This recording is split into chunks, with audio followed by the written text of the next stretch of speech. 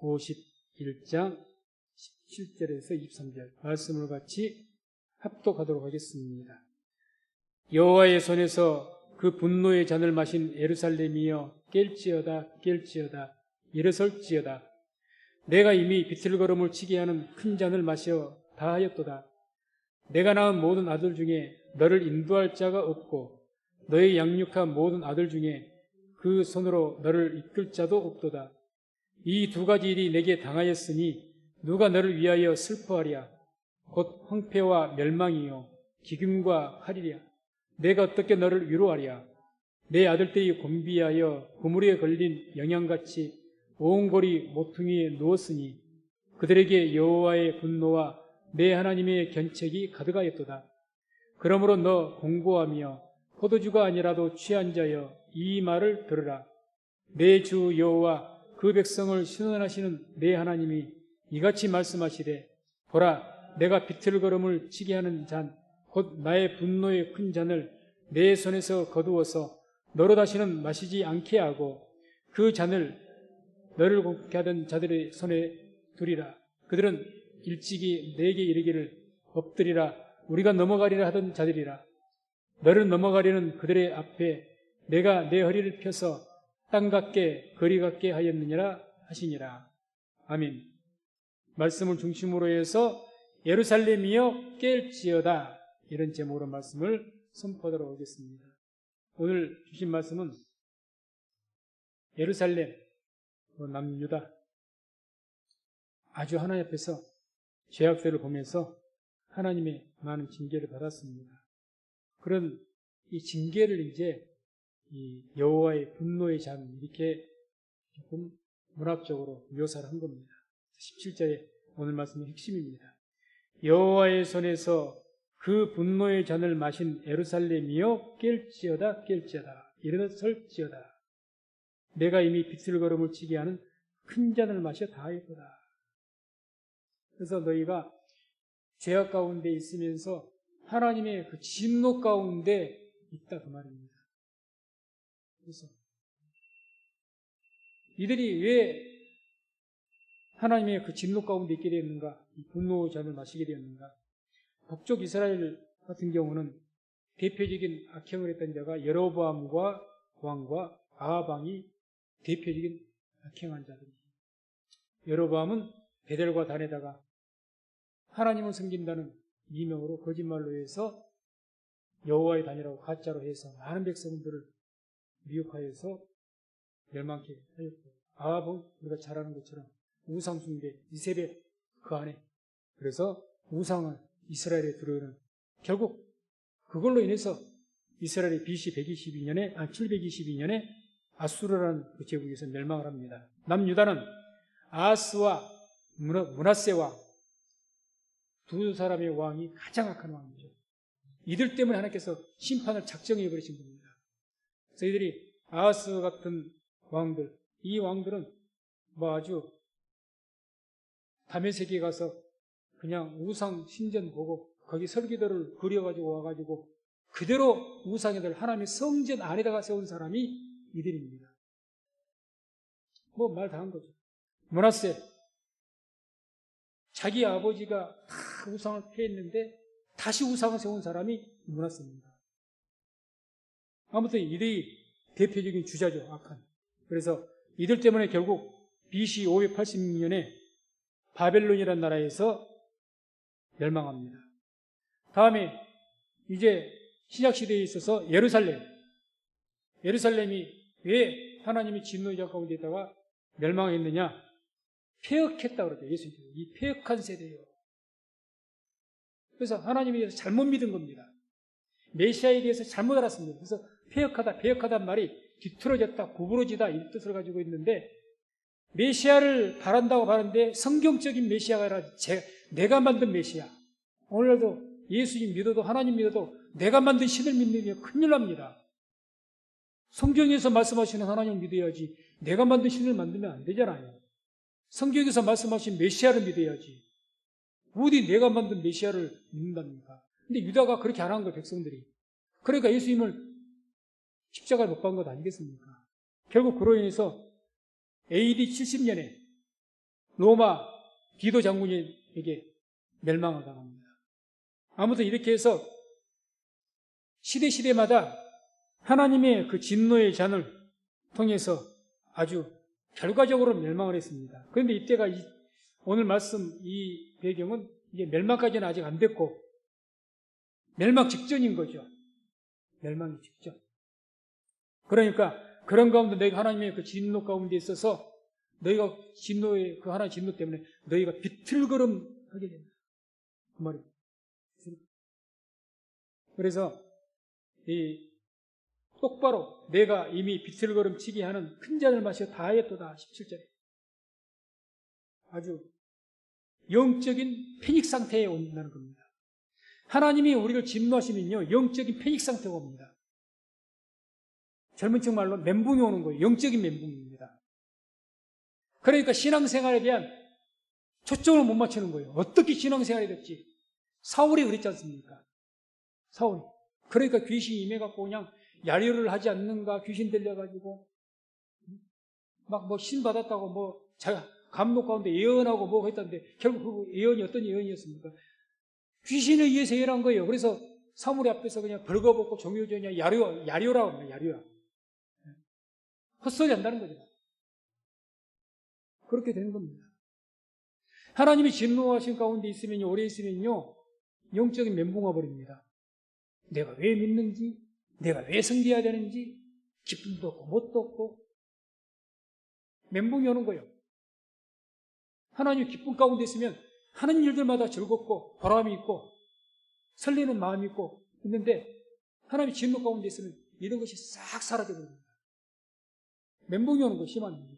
그게 비틀거리는 거고, 취한 사람처럼, 술 취한처럼 영적인 잠을 자고 그 상황에 있는 이 유다 백성에게 오늘 말씀하신 거죠. 예루살렘이여 깰지어다 일어설지어다.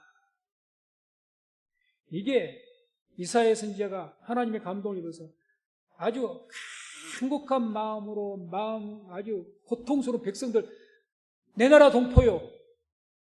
아주 우리 다 성도들이요. 그런데 그 하나님의 택함받고 사랑받는 성도들이 저렇게 하나님의 진노의 자리에 취해갖고 저렇게 영적으로 강하고 뭐가 하나님인지도 모르고 우상이 하나님인지 하나님이 하나님인지도 모르고 저러니 얼마나 가슴을 치겠습니까?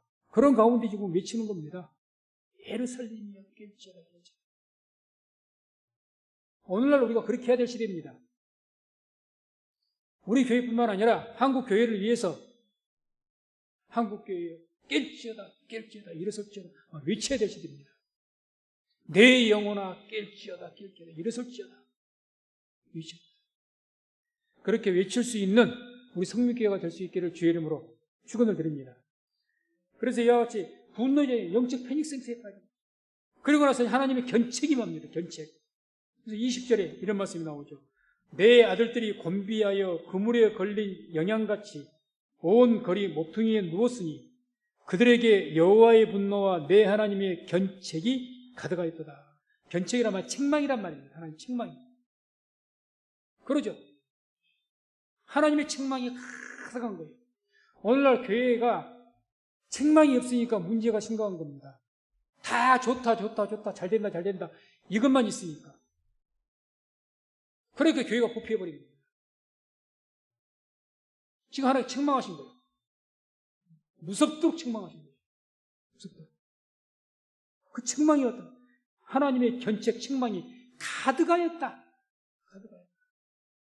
칭찬 하나도 없고 막 책망만이 가득했다. 이게 이제 우리가 계시록을 보게 되면 계시록에 나온 7교회가 아시아의 그 7교회가 모든 시대적인 마지막 주님 재림 직전에 있을 그 교회들에 대한 상징적인 세계의 모든 교회를 예표한다고 볼 수가 있는데 그 교회들에서 다 책망입니다. 읽어보시면 알겠지만 책망받지 않는 교회는 딱 2군데입니다. 7교회가 있는데 에베소 교회가 계시록 2장 4절을 보면 뭐 때문에 책망받느냐? 그러나 너를 책망할 것이 있나니 너의 처음 사랑을 버렸느니라. 첫신앙 버렸다는 거죠. 옛날에 그렇게 뜨겁고 순전하게 열심히 하더니 그거 버렸다. 그리고 책망하신 거죠. 서머나 교회는 순교 시대라서 책망이 없습니다. 보면 책망이.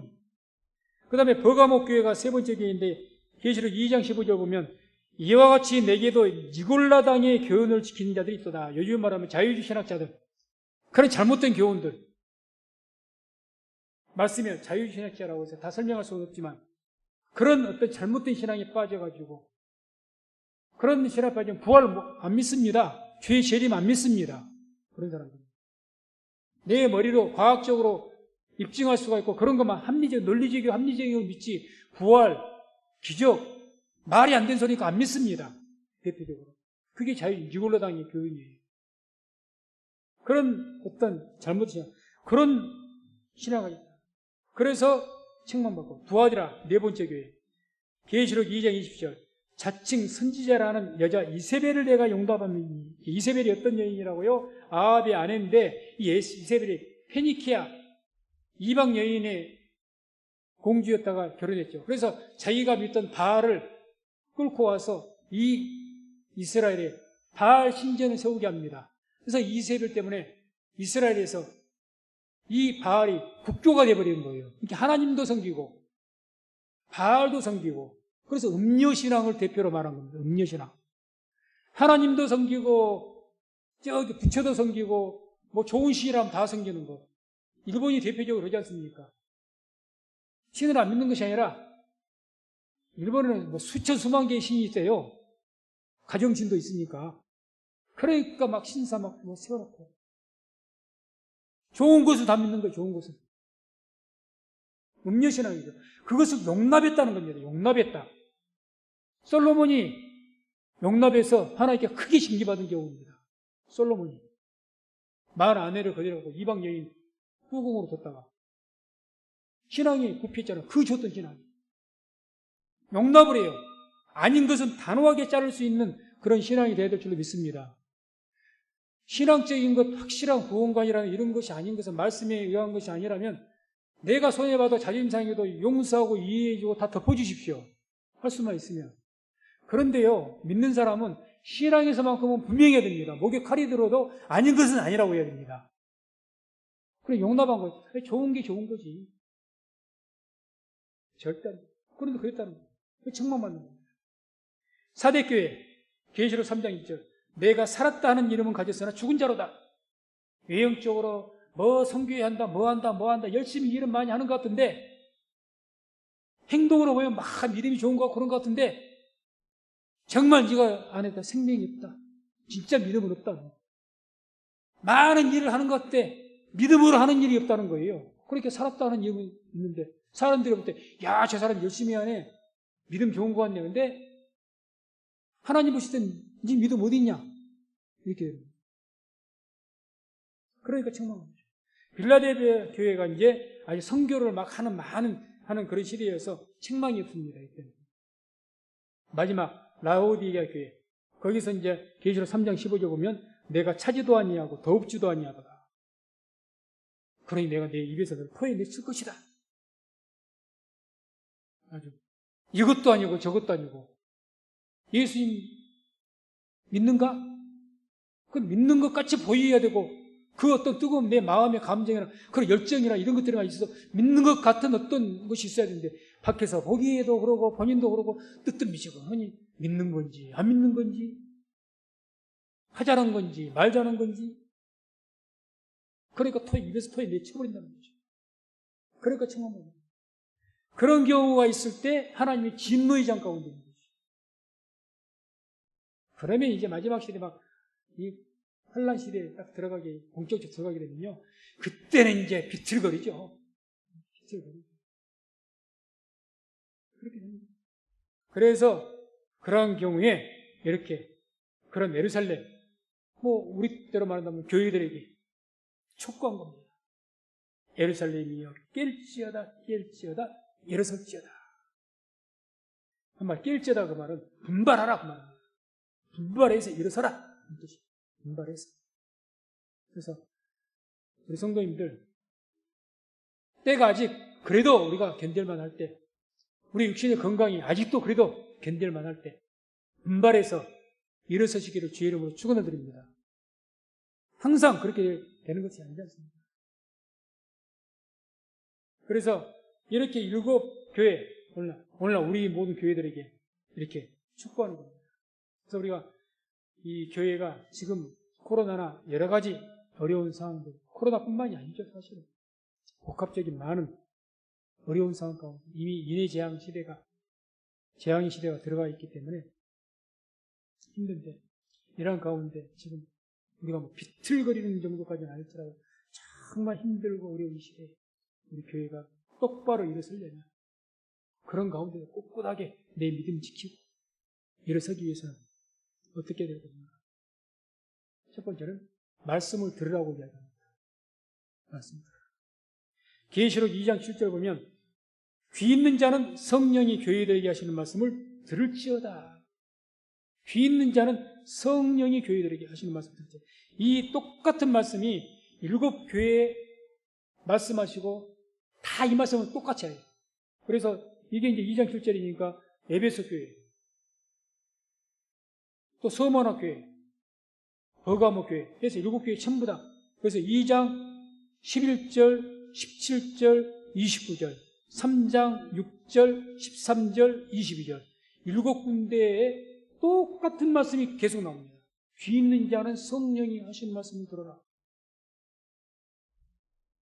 그러니까 우리가 일깨우기 위해서 우리가 분발해서 똑바로 일어서서 똑바로 신앙을 가지고 똑바로 가기 위해서 어떻게 해야 되느냐? 귀를 열어서 성령께서 하시는 말씀 좀 들으라는 겁니다. 그래야 우리가 깨어있게 됩니다. 귀 닫고 어떻게 귀를 안 열고 하나님을 향해서 귀를 열어야 되는데 들을 귀가 없으면 어떻게 돼요? 안 되는 거죠. 그게 자기가 교만해서 그렇든지 악해서 그렇든지 이유에 어떠든지 하나님 말씀 들을 수 있는, 우리가 표현하는 받는다 그러죠. 받는다. 받을 수 있는 그 어떤 귀가 돼야 되는데 그 성령의 음성을 못 들으면 어떻게 됩니까? 사무엘 시대에요. 하도 시대가 악하다 보니까 엘리 제사장 시대에 그때 하나님의 그 말씀 듣는 것이 하나님의 그 말씀이 희미하였더라 이렇게 나옵니다. 얼마나 악했으면 대제사장인 엘리 제사장도 하나님 음성을 들은 적이 없는 거예요. 그런데 얼마나 하나님께 답답해서 그 어린 사무엘에게 말씀을 하시겠냐고. 성령이 음성을 못 듣는 거야. 오늘날도 마찬가지입니다. 마음이 강팍하고 교만하고 악하고 영적으로 게으르고 깨어있지 않고 어떻게 듣겠습니까? 뭐 성령의 음성이 스피커하고 육성으로 하신답니까? 저 내 안에 영의 안에 깊은 곳에서 내 안에 영으로부터 내게 음성을 주시는 것인데 그걸 어떻게 들어요? 못 듣죠. 그래서 그걸 들으라는 거예요. 귀 좀 열어라, 귀 좀 열어라. 귀 좀 열어라. 그럼 말씀 시간에도 말씀 들려고 미리 준비하고 제가 항상 말씀드린 것이 이미 주보에 다 말씀 제목 나가고 그 본문이 다 나갑니다. 또 묵상의 내용까지 다 제가 올려놓습니다. 그러면 몇 번 읽어보고 묵상하고 기도하면서 하나님 오늘 내가 예배드리러 말씀 드릴 때 은혜 받게 해달라고 말씀 깨닫게 해달라고 말씀 받을 수 있게 해달라고 그렇게 기도하면서 정말 간절한 마음으로 베레아의 성도들이 그랬다고요. 베레아 교회 성도들 이 말씀이 과연 그러한가? 그런 간절한 마음으로 받는데 왜 은혜가 임하지 않습니까? 그리고 그런 거의 준비, 예배할 준비, 마음의 준비 이런 것이 안 되니까 들을 기가 없는 거예요. 마음이 딴 곳에 있는데 들리겠습니까? 우리 자녀들에게 부모가 뭔가 교훈을 드릴 때 마음이 콩밭에 있는데 부모 말을 듣는 것 같습니까? 내 앞에 무릎 꿇고 앉아만 있지 안 들려요. 서기의 경이 낍니다. 그러니까 안타까우니까 하시는 거죠. 얼마나 그 말씀 끝날 때마다 귀 있는 자는 성령이 교회들 중에 귀 있는 자는 귀 있는 자는 귀 있는 자. 그래서 우리 성도님들 다 저를 포함해서 항상 귀가 열려있는 그런 은혜가 있기를 주의 이름으로 축원을 드립니다. 오늘 본문에도 21절에 이런 말씀이 나오죠. 그러므로 너 공고하며 포도주가 아니라도 취한 자여 이 말을 들으라. 너 포도주가 아니라도 취한 자여. 세상 포도주가 아니라도 세상 포도주 취했다는 것이 아니라 하나님의 영의 분노의 진노에 의해서 하나님의 진노가 있으니까 이제 사울같이 약한 영에 의해서 그 취한 자요. 지금이라도 이 말씀 좀 들어라. 하나님 말씀 좀 들어라. 귀 열고 좀 들어라. 네가 그래야 산다. 그 이야기입니다. 그래서 우리는 하나님의 말씀을 들어야 되는데, 받아야 되는데 많은 것들이 방해를 합니다. 우리가 마태복음 13장 54절 55절 보면 말씀을 같이 합독합니다. 고향으로 돌아가서 저희 회당에서 가르치시니 저희가 놀라 가로되 이 사람의 이 지혜와 이런 능력이 어디서 났느냐? 이는 그 목수의 아들이 아니냐? 그 모친은 마리아, 그 형제들은 야고보, 요셉, 시몬, 유다라 하지 않느냐? 예수님께서 고향 나사렛에는 대접을 못 받았습니다. 예수님이 기적을 일으키고 메시아다 이렇게 고향 사람들이 하는 소리예요. 고향 사람들이 회당에서 말씀 가르치니까 회당에서 예수님이 설교하셨다는 거예요. 고향에서 마을 주민들 어렸을 때 봤던 그런 분들 다 어른들을 모시고 그랬더니 그분들이 하는 말인데 이것은 목수 그 목수 요셉 지 아버지 목수고 요셉 아니야? 요셉 아들 아니야? 그 이야기예요. 내가 그 집안 사람들 다 안다. 이거 뭔 말이죠? 이게 뭐 어렸을 때 봤고 그런 어린 애들이 깐난애기 때부터 봤는데 저게 뭐 메시아라고? 우습지도 않은 겁니다. 쉽게 말하면. 불행이죠. 차라리 모르는 게 낫죠. 내가 육신으로 안다고 해서 그것이 말씀에 걸리면 그것 같은 불행은 없습니다. 친하니까 가까우니까 하나님의 말씀으로 받기가 힘들다? 본인이 불행입니다. 본인이 불행이죠. 서로가 불행인 겁니다. 그래서 예수님께서 답답하시니까 누가복음 4장 24절에 이런 말씀이 나와요. 또 가라사대 내가 진실로 너희에게 이르노니 선지자가 고향에서 환영을 받는 자가 없느니라. 그 선지자들이 고향에서 인기가 없는 거예요. 저거 이사야 저거? 저 이사야 아니야 저거? 저게 뭐 선지자라고?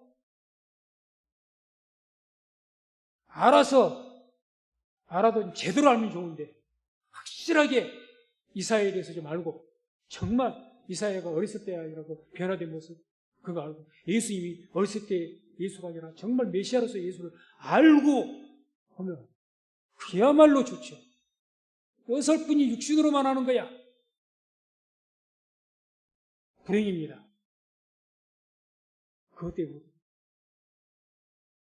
저도 우리 서갓집에서 이제 추도식 있으면 항상 제가 이제 예배를 예식 인도합니다. 마음에 부담이 많이 돼요.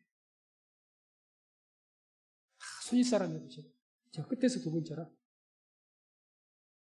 어른들이 항상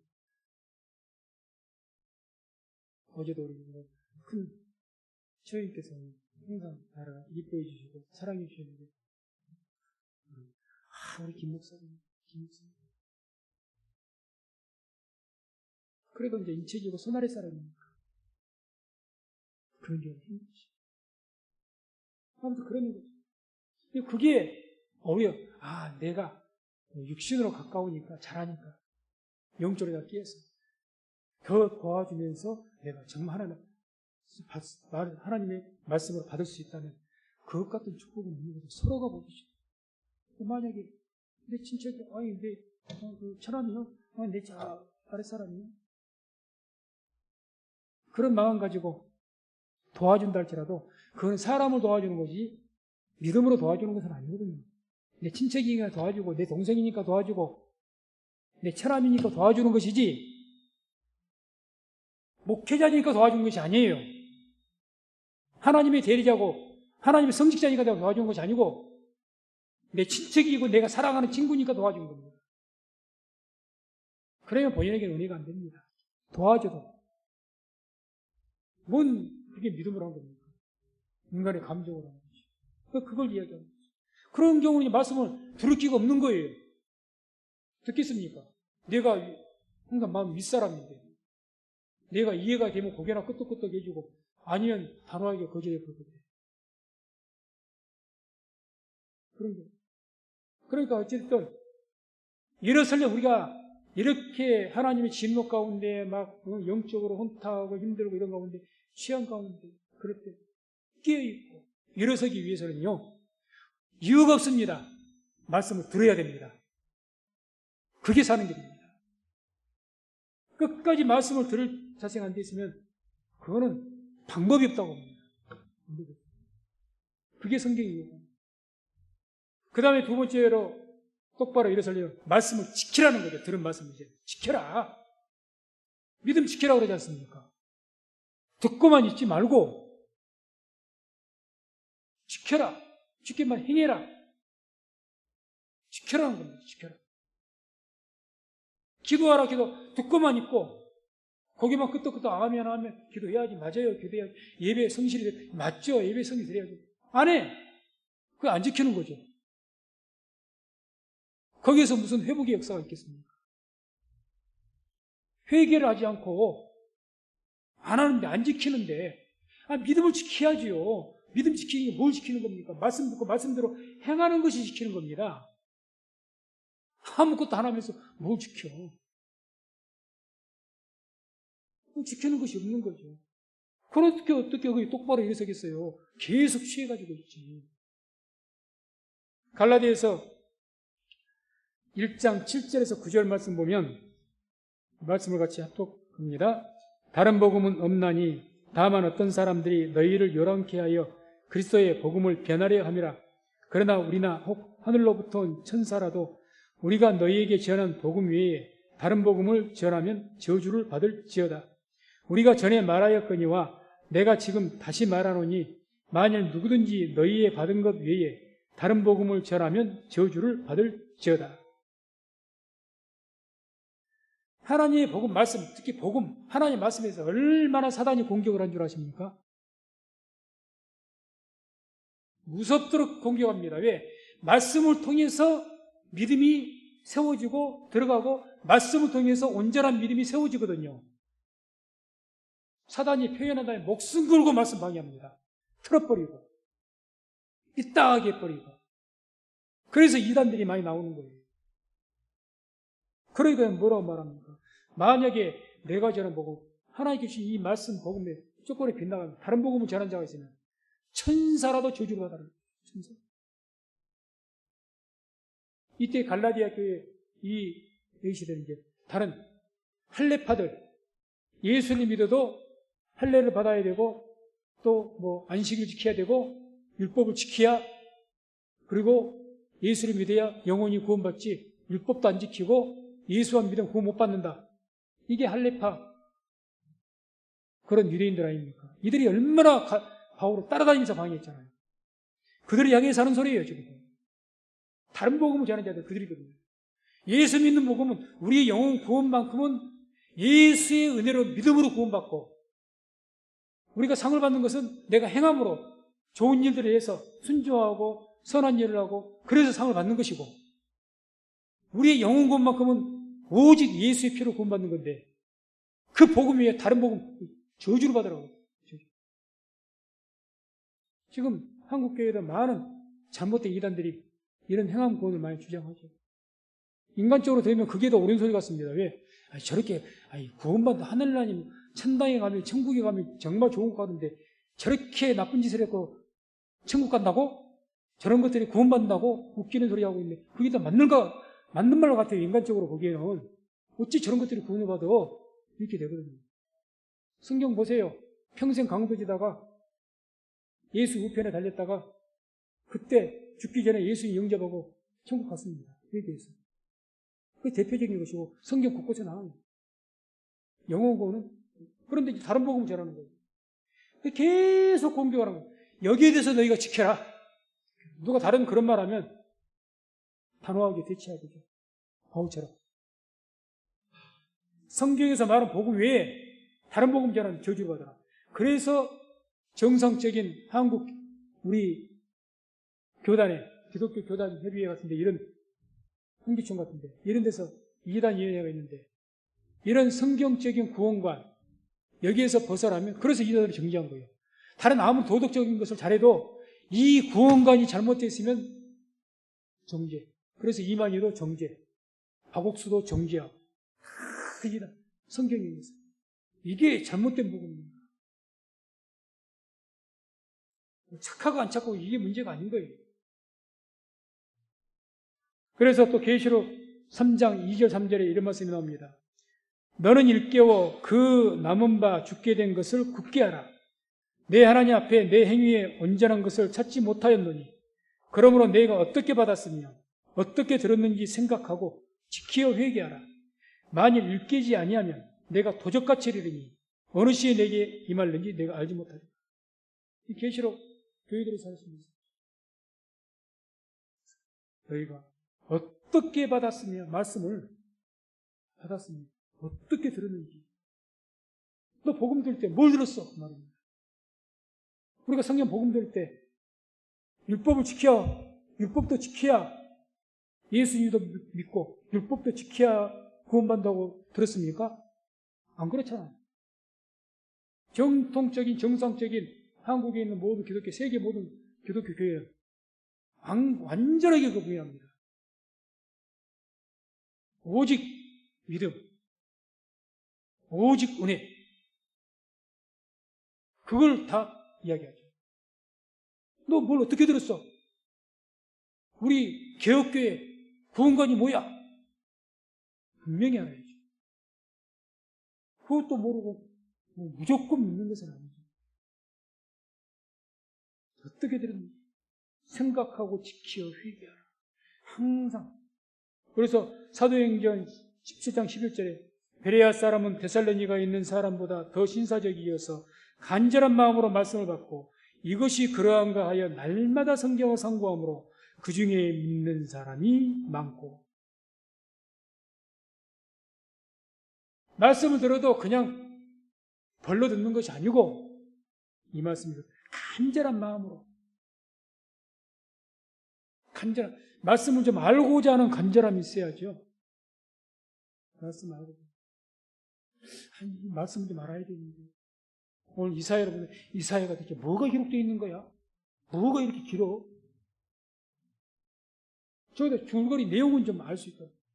알아야죠. 좀 알고 싶다.